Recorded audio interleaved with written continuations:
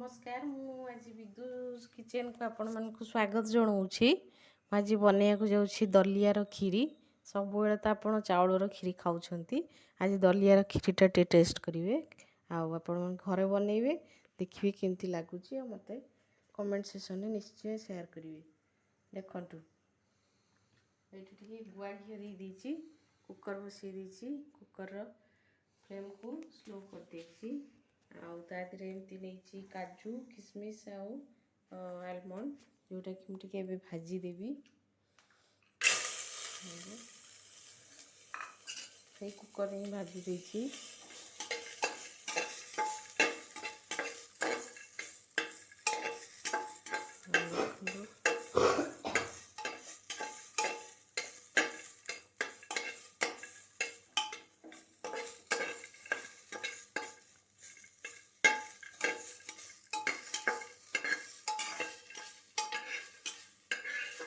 भाजी देली गोटे बाल को काढ़ी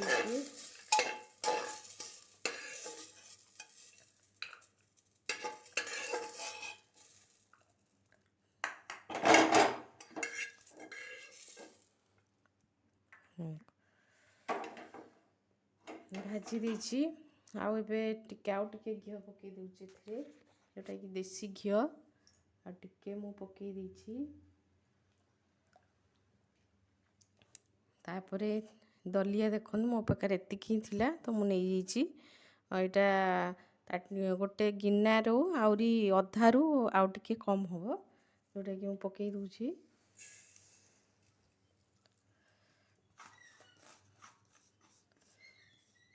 पकई देली भाजी नौची ताकू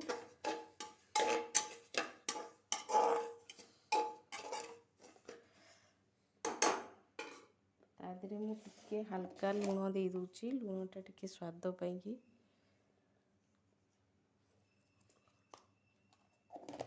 टिके पकई दीची। तादरे मु चीनी ऐड करची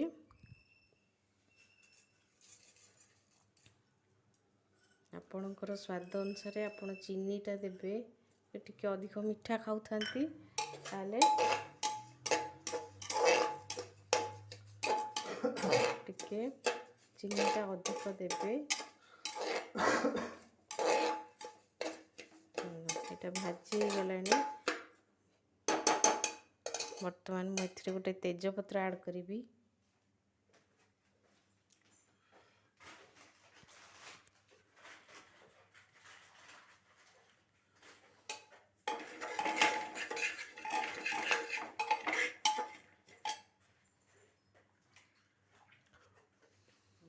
तेजपत्र ऐड कर दीची टिके भाजी नहीं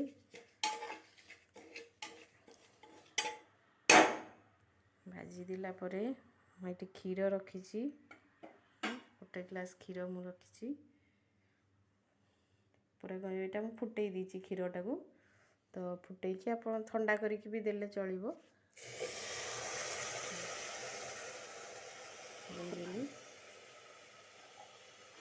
गोटे ग्लास क्षीर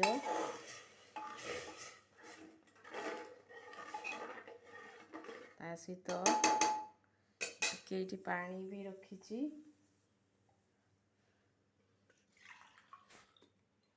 खाली क्षीर रे कले भी हम मुझे पानी ऐड कर दूची।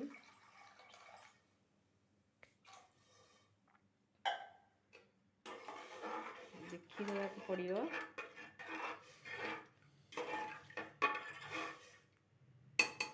आउ टिके क्षीर देदेले टिके ये भल हम।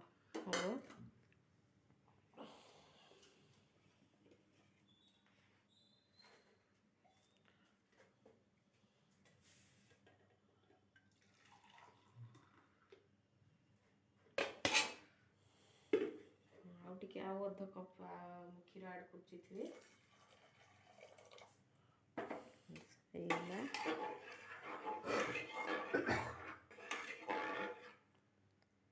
जेहेतु एत क्षीर मुझे बेसी ऐड कली तो मुझे आउ चीनी दे दूची ଚିନି ପଛରେ ପକାଇ ଦେଇଛି।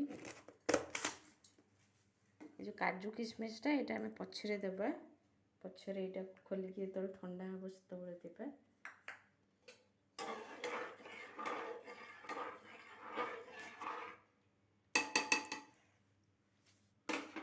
এইটা ଏବେ ମୁଁ ଢାଙ୍କି ଦେବି। କୁକରର କଭର କରିନେବି। ଢାଙ୍କି ଦେଇକି ସ୍ଲୋରେ ୟାକୁ ମୁଁ ଛାଡ଼ି ଦେଉଛି। ଦେଖନ୍ତୁ ଆପଣଙ୍କର ସ୍ଲୋରେ ମୁଁ ରଖିଦେଇଥିଲି 10 ମିନିଟ୍ ହେଇଗଲାଣି। ମୁଁ ଏବେ ବନ୍ଦ କରିଦେଉଛି। ଆପଣ ଯଦି ହାଇ ଫ୍ଲେମ୍ରେ ରଖିବେ ତେବେ 2ଟା ସିଟି ମାରିବା ପର୍ଯ୍ୟନ୍ତ ରଖିବେ। ମୁଁ ତାକୁ ପୁରା ସ୍ଲୋରେ ରଖିଦେଇଥିଲି ଆଉ ଏବେ ତାକୁ ବନ୍ଦ କରିଦେଲି ଗ୍ୟାସ୍ଟିକୁ। ଏବେ ତାକୁ ଟିକେ ଥଣ୍ଡା କରିବା ପାଇଁ ଛାଡ଼ିଦେବା। ମୁଁ ଏମିତି କୁକରକୁ ଖୋଲିକି ବର୍ତ୍ତମାନ ଦେଖାଉଛି ଆପଣମାନଙ୍କୁ। ଦେଖନ୍ତୁ ଆପଣଙ୍କର ହେଇଯାଇଛି ଦଲିଆ କ୍ଷୀରି। ଆଉ ଏଥିରେ ମୁଁ ସେ ଯେଉଁ କାଜୁ କିସମିସ ସବୁ ଭାଜିକି ରଖିଥିଲି ତାକୁ ସବୁ ଆଡ଼୍ କରିଦେଉଛି। ଟିକେ ଗୋଳେଇ ନେବା। 15 ମିନିଟ୍ ଭିତରେ ଆପଣଙ୍କର ରେଡ଼ି ହେଇଗଲା ଦଲିଆ କ୍ଷୀରି, ଯେଉଁଟାକି ଆପଣ ଛୁଆମାନଙ୍କୁ ଦେଇପାରିବେ। ବହୁତ ହେଲ୍ଦି ଆଉ ଟେଷ୍ଟି ମଧ୍ୟ। ଆଉ ତାଙ୍କ ପେଟ ମାନେ ପୁରା ଭଲ ରହିବା ପାଇଁ, କେବେ ଯଦି ଛୁଆମାନଙ୍କର ପେଟ ଖରାପ ହେଇଛି କି କ'ଣ, ତାହେଲେ ଆମେ ଦଲିଆ କ୍ଷୀରି ବନେଇକି ଦେଇପାରିବା। ଏଇଟା ଦେଖନ୍ତୁ ମୁଁ ଗୋଟେ ବାଉଲରେ ଆପଣଙ୍କୁ ଦେଖାଉଛି।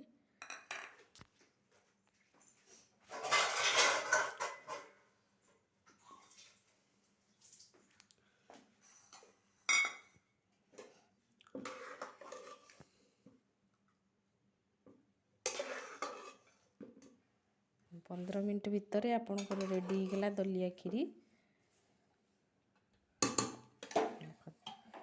ୟାକୁ ଆପଣ ରୁଟି, ପରଟା କିମ୍ବା ପୁରୀ ସହିତ ଖାଇପାରିବେ।